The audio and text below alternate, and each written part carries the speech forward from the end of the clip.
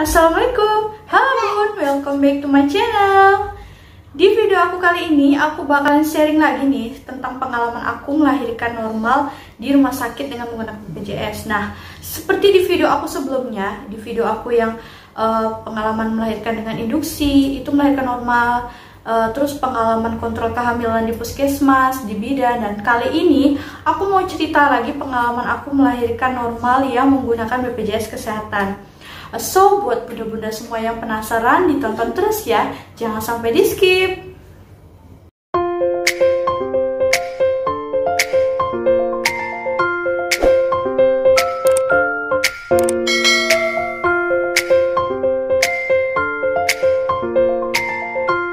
Nah, oke, di sini aku mau jelasin dulu ya untuk sistemnya.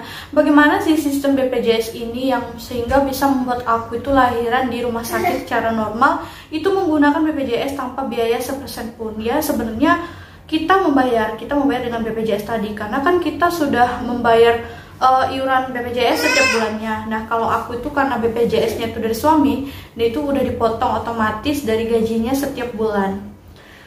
Untuk sistemnya itu seperti apa? Di sini aku mau jelasin. Jadi sistem BPJS yang aku gunakan itu seperti ini. Paskes pertama itu aku adalah puskesmas ya, seperti yang aku pernah ceritain di pengalaman aku di kehamilan pertama. Nah, ini yang aku ceritain adalah pengalaman aku melahirkan normal di rumah sakit itu pada saat melahirkan anak yang pertama gitu ya. Di sini sistemnya itu seperti ini.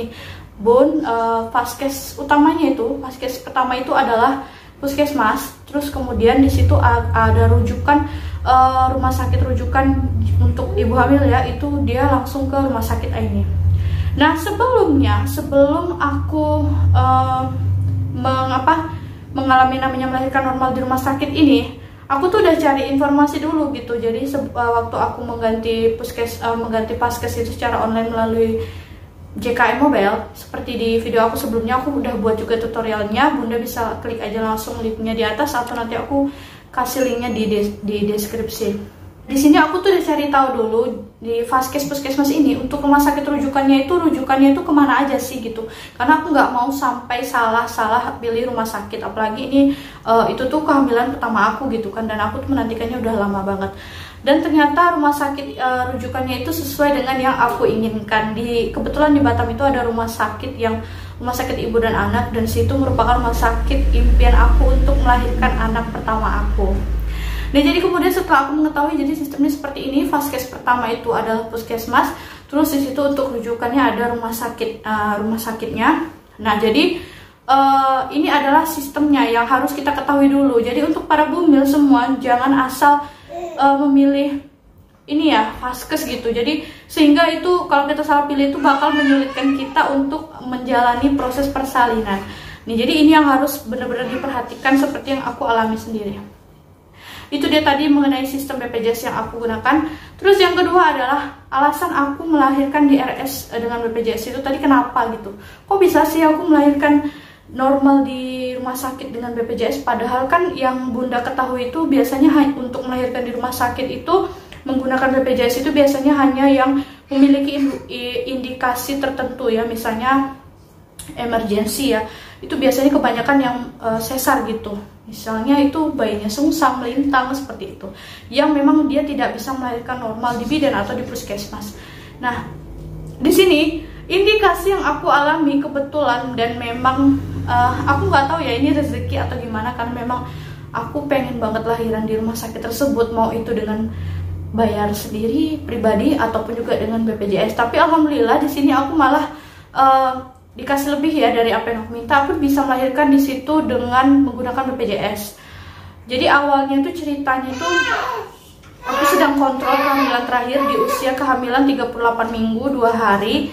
Kemudian aku pada saat kontrol itu diindikasikan ketubanku sudah rembes gitu, dan di usia kehamilan 38 minggu itu aku harus sudah melahirkan. Jadi sehingga dokter menyarankan aku untuk langsung rawat inap di rumah sakit tersebut. Kebetulan memang aku melakukan kontrol terakhir atau USG itu di rumah sakit tersebut itu dengan biaya pribadi ya, karena untuk yang namanya USG itu tidak ditanggung dengan BPJS kecuali yang ada indikasi dan itu memang sudah dapat rujukan, dan itu kan memang biasanya yang amit-amit ya, itu biasanya tuh yang ada gangguan selama kehamilan gitu, ada permasalahan yang mungkin sering pendarahan lah atau apa.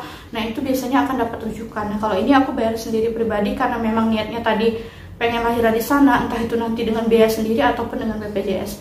Dan alhamdulillah memang dimudahkan, ternyata malah bisa melahirkan dengan menggunakan BPJS pada saat itu juga. Nah, setelah mengetahui ketuban rembes tadi, indikasi aku tadi itu adalah ketuban rembes ya. Nah, aku kan dianjurkan untuk langsung rawat inap itu untuk dilakukan induksi ya, yang namanya induksi. Jadi alasannya kenapa aku bisa melahirkan normal itu adalah karena adanya indikasi ketuban rembes dan harus diinduksi di rumah sakit tersebut. Nah kemudian aku mau kasih tahu lagi fasilitas apa sih yang aku dapatkan selama aku melahirkan di rumah sakit tersebut. Nah fasilitas yang aku dapatkan di situ adalah cek lab atau HB ya, sebelum kita melahirkan itu kan biasanya kita dicek dulu HB-nya cukup apa tidak. Terus kemudian adalah fasilitas rawat inap, pastinya di situ aku dirawat 4 hari karena pada saat proses induksi aku itu prosesnya itu 1 hari 1 kali 24 jam karena lama banget aku mengalami itu 4 kali induksi ya, 4 kali induksi.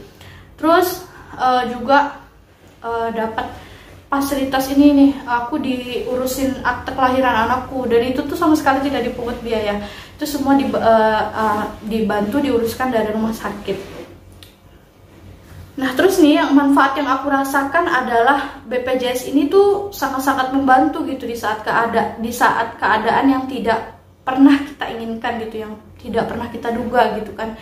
Memang untuk hal-hal yang ya di luar kendali kita lah gitu, sehingga membuat aku tidak perlu merasa cemas memikirkan biaya-biaya apapun selama masa persalinan. Jadi untuk biaya persalinan itu bahkan aku bisa gunakan untuk hal-hal lain ya, seperti aku membeli pampers gitu kan, pampers aku, karena memang aku nggak tahu, aku belum ada pampers. Terus ada pampers bayi juga aku memang nggak nyiapin, jadi adalah beberapa hal pengeluaran yang tidak terduga ya. Jadi di situ memang benar-benar bermanfaat banget yang namanya BPJS ini. Di sana pelayanannya juga luar biasa karena aku mendapatkan kelas 1. Jadi dirawat inap itu hanya ada 1 kamar itu 2 orang, tapi karena aku paling lama ya di situ proses induksi, jadi ada 2 kali ganti pasien di sebelahku itu dia udah melahirkan lebih cepat gitu, karena memang dia masuk ke rumah sakit itu udah dalam keadaan bukaan 3. Sementara aku kan kondisi aku memang tidak ada bukaan, jadi memang benar-benar diinduksi itu dari 0 gitu. Nah oke deh, jadi itu dia tadi ya cerita pengalaman aku melahirkan normal di rumah sakit menggunakan BPJS. Buat para bunda-bunda semua yang mungkin sedang masa promila ataupun sedang hamil nih, aku memang menganjurkan banget untuk segera mengurus BPJS karena itu benar-benar berguna di saat-saat yang kita tidak inginkan atau tidak kita duga, seperti yang aku alami di kehamilan pertama. Oke deh, semoga video yang aku sharing kali ini bermanfaat ya untuk para bunda-bunda semua.